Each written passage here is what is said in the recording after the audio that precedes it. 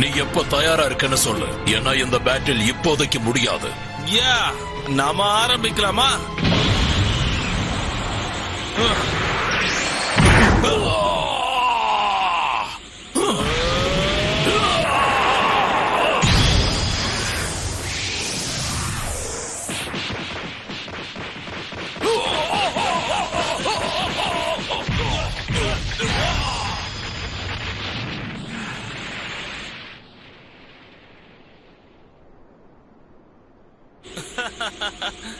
இவ்ளோ அடி வாங்கி ஸ்டைலா போஸ் கொடுக்கறீங்களா? கொஞ்சம் கூட வலிக்கல. நான் உன்னை நல்லா கோபப்படுத்தணும்னு நினைச்சேன், அது பத்தல போல இருக்கு.